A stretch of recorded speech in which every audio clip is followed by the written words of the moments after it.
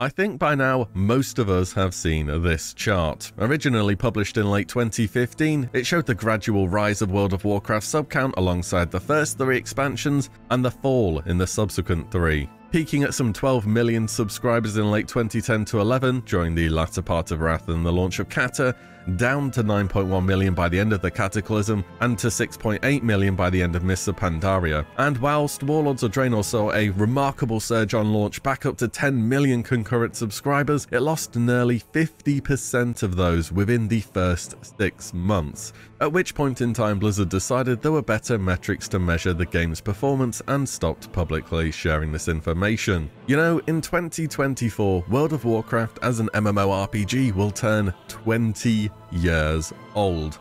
And for about the same amount of years, there's been a non-stop stream of WoW killers, doomsayers, is WoW dying askers, and yet it remains. Though it may not be on the same level of industry-wide gaming powerhouse that it once was, it certainly looks to be so among its genre. But why did it begin to lose players at such a shocking rate? When you actually take a look at the numbers, Warlords of Draenor lost more subscribers in 6 months than TBC and Wrath gained together in 4 years. Well, that loss began somewhere, and that was during World of Warcraft's 3rd expansion, Cataclysm. Did Cata just suck? Was the time of the MMO over? What gives? Today, I want to take a look at what went wrong for World of Warcraft at this point in time, both in-game and out. Before we go on, I want to do a quick shout out to today's video sponsor, Keeps. Keeps is an online subscription service that helps men keep their hair where it counts, with treatment sent straight to your door and a track record of improvement within 6 months for most customers. Keeps has a whole support team of advisors, prescribers and care specialists, so you can rest assured on your hairy journey. With a year of unlimited messaging, so you can connect with your dedicated medical provider whenever you need to. Keeps is delivered straight to your door. Think of it as homegrown hair, and because of that you'll be able to save on time and money, with it being estimated around half of the cost of that of a traditional pharmacy visit. Prevention is key, and Keeps is here to help. Hair loss stops today with Keeps. To get 50% off your first order, go to keeps.com/WillE or click the link in the description. That's keeps.com/WillE. Many thanks to Keeps today for the sponsor. Let's talk WoW. So it was late 2011, I was still at university, youngest classic WoW player, I know. We had all seen the latest cinematic, Deathwing the Destroyer bursts forth from the earth, driven mad and swearing to consume the entirety of Azeroth in flames. And an expansion is always hype, you saw the chart at the start. Blizzard makes something new, number goes up, it just works. Wrath of the Lich King had seen the greatest engagement and concurrent subscribers of any version of World of Warcraft so far, so Cataclysm naturally had a lot to live up to, and I think one of the overarching goals was to modernize the game a little bit, bring it up to speed and give it a new coat of paint, I suppose. Remember that this game launched in 2004, and this was some 7 years later, where the base game had gone near unchanged. Well, that was about to change, and pretty significantly too, because Cataclysm didn't have Outland or a Northrend, it was the Eastern Kingdoms and Kalimdor that were receiving changes. Oberdeen was destroyed, as shown in the cinematic by the way, huge rifts opened up in the world in Darkshore and Stranglethorn Vale, and the Barrens was divided up in 2, and this was one of the first real talking points that people hit on for Cata. The old world revamp made it not really feel like Azeroth anymore, and alongside flying now being available on the base game continents, well, it was hard to argue. For me, Westfall is my all-time favourite zone in World of Warcraft. The mysterious story of the Defias Brotherhood, cutting through their ranks, travelling around the world to learn of their leader, intercepting the messenger, topped off with a good old run through the Deadmines, hopefully seeing a cruel barb drop. And in Cataclysm, well, there isn't an Edwin Van Cleef waiting at the end of Deadmines anymore. You witness the rise of a new leader of this organisation, and you have a revamped dungeon. It's just all, well, different, isn't it? Oh, and old Blanchy dies too in Cataclysm, but she's a mount in Shadowlands, and apparently she was an evil horse in life as she was sent to Revendreth. the more you know. And with the whole world changing, so did questing, just like the Defias chain I was talking about. Red Ridge Mountains became an ode to Rambo, many unique vanilla quest rewards were removed and updated, and armor was also changed to, well, make sense for the spec that you're playing, even more so than was the case between vanilla and Wrath, that is. In fact, Blizzard have been updating quest rewards since TBC, because vanilla had absolute gems like this. And the questing revamp was an area that players took issue with as well. Uldum, one of the new zones, has a huge quest chain which is pretty clearly centered around movie character Indiana Jones. Vashir has historically always been a negative talking point too, even though it was optional content and you could have just started in Mount Hyjal instead. Though talking about overusing pop culture in World of Warcraft during Cataclysm is a bit, I don't know. Yes, there was a lot of it, but there always has been in World of Warcraft. Here's a few not too subtle references from the Death Knight starter zone. We have a quest called Tonight We Dine in Hell, pretty clear reference to 300. I have a little quote from the quest here, the gift that keeps on giving. I have come from the frozen heart of Naxxramas to feast on souls and deliver a vicious threshing upon our sworn enemies.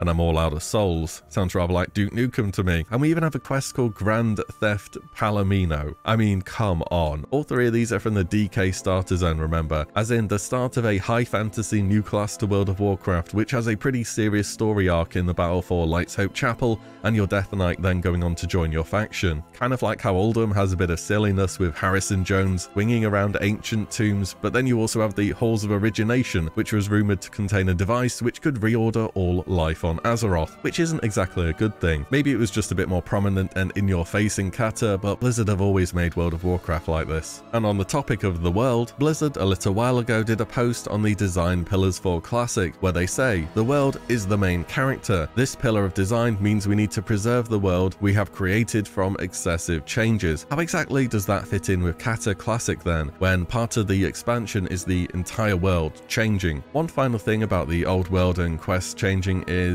a lot less people these days are joining the game, and it's gone in more of a seasonal direction, I feel. Also, we don't have an LFD, so there's going to be even less people running dungeons. Also, the new zones in Cata all require flying to certain degrees. All in all though, if I had to pick one, I do think I have a preference towards the older world that vanilla had. Anyways, I want to move on from this point as I've got a lot more to cover. So I just mentioned that I think the game has gone in more of a seasonal direction, as in new patch happens, you play the new patch for a bit, until you get bored, you wait for the next patch, and you repeat. I'd wager that per sub, people are spending on average less time in game than they were in 2010 by quite a large margin. Now, many games have fully embraced this pattern.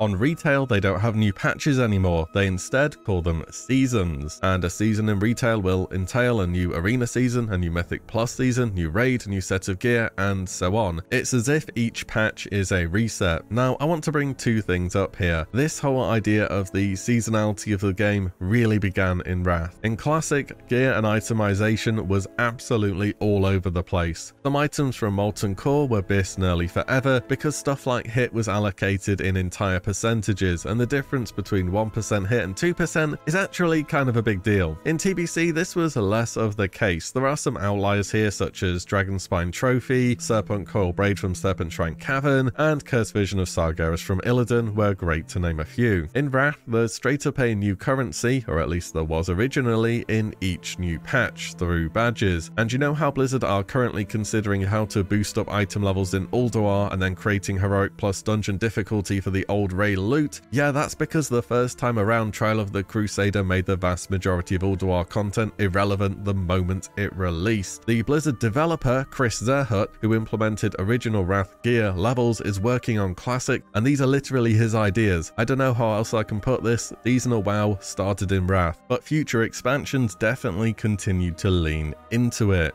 Also, okay, this is going probably the most off topic I managed to go in a video in quite a while, but I want to say it. I can see a day where subscription is replaced by Battle Pass, and that free-to-play and Battle Pass becomes the go-to monetization for MMORPGs. We know Microsoft is buying out Activision Blizzard, World of Warcraft could be added to a Game Pass, but then for each new season of the game, hey, let's try and bring out something for people who play the game seasonally. Think of how many other games do Battle Passes: Call of Duty, Fortnite, League of Legends, Teamfight Tactics, Valorant. Hey, even Blizzard's giving it another shot at the moment with Overwatch. The Riot MMO will be free to play and will have battle passes. You heard it here first. And yes, they will try to sell you cosmetics outside of that too. Anyways, back to the video. Talents and itemization. So back from 2011, you can see time and time again, if I go through comments, that it was claimed that Cata dumbed down the game. Talents went from these sprawling trees of Wrath of the Lich King to far more linear, where you were required to invest 31 points into a tree before you could explore your other options. And stats were simplified down a lot. It was in Cata that equipping your class's appropriate armor set gave you 5% main stat. So now paladins wear plate, shamans wear mail, and so on. Gone were the days of warriors enjoying a nice bit of leather. Secondary stats were streamlined, and generally you had much less decision making with gear, and reforging even allowed you to reallocate 40% of a secondary stat to one of your preference, making even suboptimal stats become quite good. From a theory crafter point of view, yeah, you bet it was simpler, a whole lot simpler at that. These days, through talents, guides, bit lists, simcrafts, it's just also easily available to anyone who wants to put some effort into their character. I've said it before and I'll say it again, what made the old talents interesting wasn't the size of the talent tree, it was the fact that they changed it often. Back then, Blizzard did big class changes mid-expansion or even mid-patch. The term flavor of the month began to rise in prominence in original Wrath because of this. Also, when I read dumbed down gameplay compared to Classic or TBC after having experienced Classic and TBC, is just, I can't take that seriously whatsoever. The Warlocks go back to just pressing Shadow Bolt for their entire rotation in Cataclysm? No, they don't. Even the average class gameplay in Wrath is so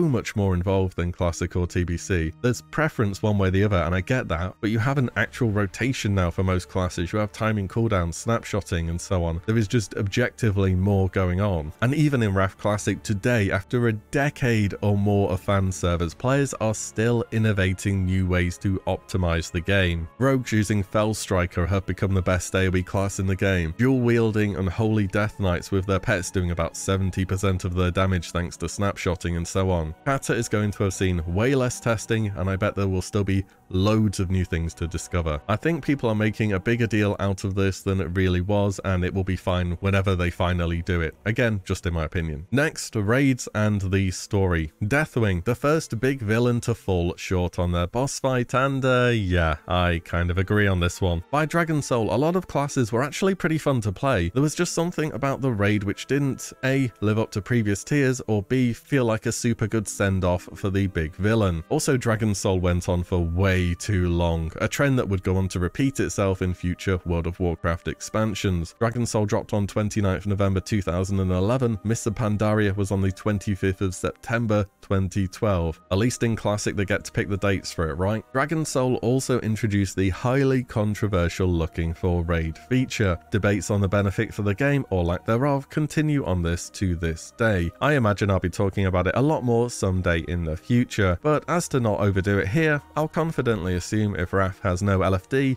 there's no way Cata will have an LFR. Alongside raiding, I also think the launch content was straight up too hard for the majority of players. Blizzard had heard that Wrath of the Lich King heroics were too easy, so they completely 180'd that for Cata, and with an LFD system at the time, it was a disaster waiting to happen. Raiding also kept a format similar to what was available in Icecrown Citadel with heroic 10 and 25 man, but now instead both of these gave the same levels of loot. 25 just awarded more items, which sounds great until you remember how some fights are scaled between the two difficulties. There were those fights which were just so much harder on 10 man. Halphus Wormbreaker comes to mind here. There's a reason Blizzard eventually swapped to 20 man mythics, and it was all about balancing the content for the appropriate number of players. I often hear too that Wrath of the Lich King was the real end of World of Warcraft from a story point of view. We beat Arthas, we finished the storyline that began with Warcraft 3. That's it,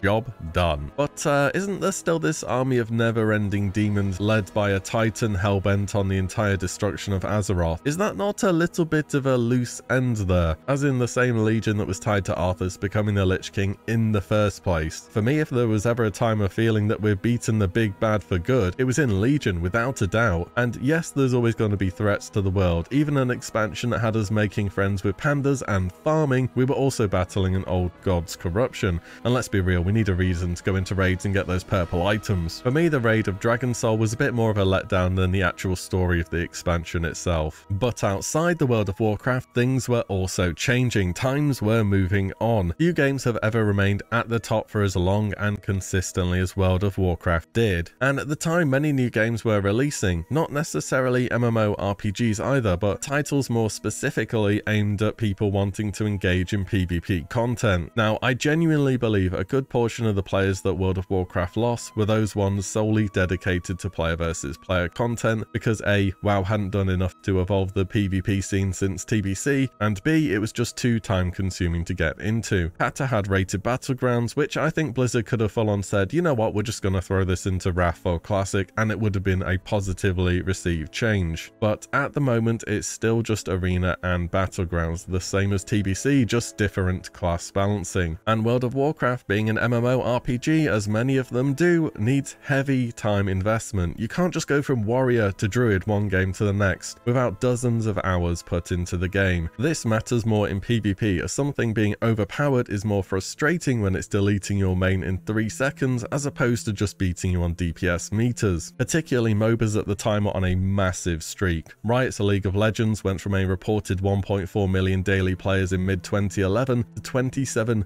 million daily players by early 2014. I think a lot of players got a taste of PvP balancing and tuning made specifically for PvP and did not look back. Not necessarily just from League, that's one example at the time, but no longer did you have to deal with having to get PvE bis. No leveling, no gearing, no PvE balance changes messing up your PvP, no having to spin the 2 plates of these different areas of the game together. It was like taking a car and stripping out all the excess seats, the heater, the radio, all the unnecessary stuff just so it can go faster. That's what MOBAs did to MMOs. Get straight into the PvP, no messing about. League is one example. These days you have a ton more with the recent popularity of Battle Royale games, but I do think it was competition outside the MMO genre, not inside, that led a lot of players to let their sub lapse. Oh, and by the way, the competition was free too, which doesn't exactly hurt. Whatever caused the downward trend to begin, it was definitely a complicated thing and a series of decisions that either didn't resonate with the current player base or weren't sufficient for players to keep justifying a monthly fee. I think, and oh boy does this happen a lot, people have a tendency to say, I didn't like X thing, therefore X thing is why the game died. People will tell you to this day that flying killed WoW. Blizzard tried taking it away again in Warlords of Draenor, didn't go so well. For Cata, overall I can agree with the common criticisms I went over in this video, though I think for a classic version, some of them wouldn't be nearly as impactful due to the more static last patch nature of the game now. Also, I think the out of game influences such as other games, MMO fatigue, and the rise of PvP alternatives were a bigger factor than people give them credit for. But that's, of course, just all in my opinion. What do you think? Was WoW destined to drop off whatever they did? Did Blizzard just drop the ball on Cata, or something else entirely perhaps? Also, did you play Cata back then? Do you have any strong memories or impressions of your time of it? And how about a Cata classic? So many questions. Either way, let me know your thoughts on everything I've gone over here today. If you like the discussion, drop a like, it helps the channel grow.